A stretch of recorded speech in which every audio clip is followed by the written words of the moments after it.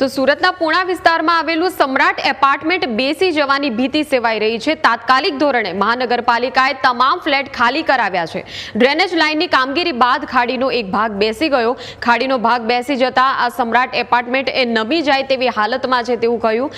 એસએમસીની દબાણ શાખાએ અચાનક જ આખો સમ્રાટ એપાર્ટમેન્ટ ખાલી કરાવ્યો। 10 પરિવારના 50થી વધુ લોકોનું સ્થળાંતર કરાયું છે। अन्य लोग पोताना फ्लेट खाली करीने नजीकना संबंधीओना घरे पहोंच्या। सहयोग सोसायटी तरफनी ड्रेनेज लाइन नाखवामां आवी हती। ड्रेनेज लाइननी ऊंडाई 20 થી 22 फूट हती। खाड़ी उपरथी ड्रेनेज लाइन लई जवानो प्रयास कर्यो परंतु तेनुं लेवल मळतुं न हतुं, जेना कारणे खाड़ीना नीचेथी 20 થી 22 फूट खोदीने ड्रेनेज लाइन लई जवामां आवी। जे बीम हता ते जेसीबीथी खोदीने नाखवामां આવ્યા અને નીચેથી પાઇપલાઇન નાખવામાં આવી, જેથી ખાડીનો એક સાઈડનો ભાગ હતો તે એકાએક બેસી ગયો હતો। કોર્પોરેશન દ્વારા ખાડી જે જગ્યાએ બેસી ગઈ ત્યાં કપચી વગેરે નાખીને તાત્કાલિક પુરાણ કરવામાં આવ્યું છે। સંવાદદાતા અમિત લાઈવ જોડાયા છે આપણી સાથે। અમિત, ખાડીનો ભાગ બેસી જતા આખા એપાર્ટમેન્ટને ખાલી કરાવવું પડ્યું, આ કેવા પ્રકારની કામગીરી આને કહી શકાય? અને હવે જ્યાં રહીશો કે જેમને સ્થળાંતર કરવામાં આવ્યું છે, કેટલા દિવસો સુધી તેમને ત્યાં રહેવું પડશે? શું કોઈ વૈકલ્પિક વ્યવસ્થા આપવામાં આવી છે?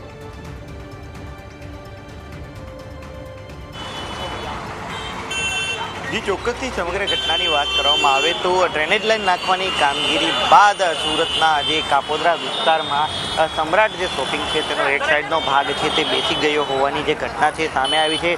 આ સીધા દ્રશ્ય જોઈ શકો છો કે સામેથી જે ડ્રેનેજ લાઇન આવી રહી છે તેને જ આજે સમતલ એક ડ્રેનેજ લાઇન નાખવાની કામગીરી છે તે જે કરવામાં આવી રહી હતી। સહયોગ સોસાયટી તરફની આ જે ડ્રેનેજ લાઇન છે તે નાખવા માટે આજે બિલ્ડિંગની આજુબાજુમાં 15 થી 20 ફૂટનું ખોદકામ કરવામાં આવ્યું હતું અને ત્યારબાદ તેમાં ડ્રેનેજ લાઇન નાખી તેને જે લેવલ કરવામાં આવ્યું હતું, પરંતુ એક વખત માટીનો ભાગ બેસી ગયો, ત્યારબાદ કપચી નાખીને તેનું પુરાણ કરવામાં આવ્યું। તેના દ્રશ્ય પણ અહીં જોઈ શકો છો કે આ જે ભાગ બેસી ગયો છે તેમાં કપચીનું પુરાણ પણ કરવામાં આવ્યું છે। બીજી તરફ જે અહીંયા હોલ જે કમ્પાઉન્ડ વોલ લગાવવામાં આવી હતી, આ બિલ્ડિંગની પ્રોટેક્શન વોલ હતી તે પણ ધરાશાયી થઈ છે। બીજી તરફ આજે સાયોના આજે ફેબ્રિક નામની જે દુકાન છે તેની નીચેનો જે ભાગ છે તે તમામ ખાડીની અંદર જે માટી છે તે ચાલી ગઈ છે અને આ બિલ્ડિંગ છે તે જર્જરિત હોવાનું પણ સામે આવ્યું છે અને ખાડીમાં ગેરકાયદેસર આ જે બનાવવામાં આવ્યું હોવાનું પણ એક ધ્યાનમાં આવ્યું છે।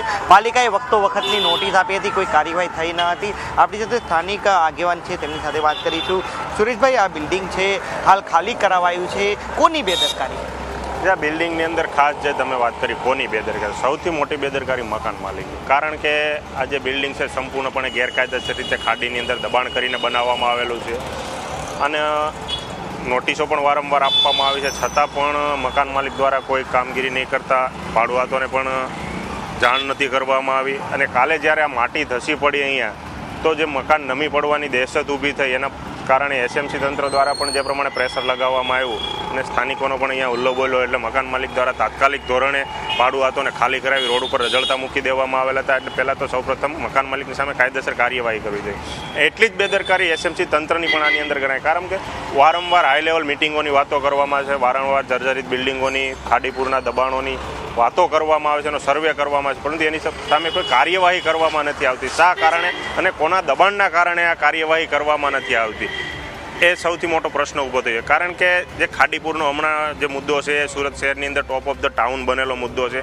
કારણ કે ખાડીપુરના કારણે કલેક્ટર સહિતના તમામ અધિકારીઓ દોડતા થયેલા, છતાં પણ આવી બેદરકારી જો દાખવવામાં આવતી હોય તો આમાં તો અત્યારે લોકોના જાનમાલની કોઈ કિંમત ન રહી હોય એવું ગણાય। કારણ કે આ જે માટી ધસી પડવાની બનાવ બન્યો છે, રાત્રે બનાવ બન્યો છે, આની જગ્યાએ જો મકાન ધસી પડ્યું અને કોઈ જાનમાલની નુકસાની થઈ હોત, કોઈનું મૃત્યુ થયું હોય તો એના માટે જવાબદાર કોણ, એ સૌથી મોટો પ્રશ્ન છે। કારણ કે કોઈ પણ જગ્યાએ કોઈ પણ દુર્ઘટના બને ત્યારબાદ જ તપાસ થતી હોય છે, તમામ કોઈને છોડવામાં નહીં એવી વાતો કરવામાં આવે છે, પરંતુ હજી સુધી કોઈને પકડવામાં નથી। એટલે આવા જે કાંઈ પણ બાંધકામો છે એની સામે કાર્યવાહી કેમ કરવામાં નથી આવતી તંત્ર દ્વારા, એ સૌથી મોટો પ્રશ્ન આજે સુરત શહેરની અંદર ઉદ્ભવી રહ્યો છે। કારણ કે આ કોઈ એક દબાણની વાત નથી, સમગ્ર સુરત શહેરની અંદર તમામ જગ્યાએ આવા દબાણો આવેલા છે ને તમામ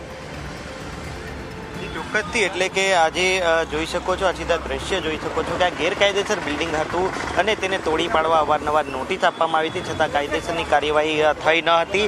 અને હવે જ્યારે આ બિલ્ડિંગ નમવાની ફિરાકમાં છે ત્યારે તાત્કાલિક અસરથી મકાન માલિક જાગે છે, તંત્ર જાગે છે, બિલ્ડિંગ ખાલી કરાવાય છે અને પરેશાની છે તે ભાડુઆતોને લોકોને કરવી પડતી હોય છે અને રાતોરાત આ લોકોને મકાનો ખાલી કરાવવામાં આવ્યા છે અને વૈકલ્પિક વ્યવસ્થા જે તે સમયે કરાઈ ન હતી. ત્યારબાદ તમામને કોમ્યુનિટી હોલમાં રહેવાની વ્યવસ્થા કરાઈ છે અને હાલ એક જ માગણી આગેવાનો કરી રહ્યા છે કે તમામ ગેરકાયદેસર ખાડી કિનારાના બાંધકામ છે તેને દૂર કરવામાં આવે જેથી કરીને મોટી દુર્ઘટના ન બને.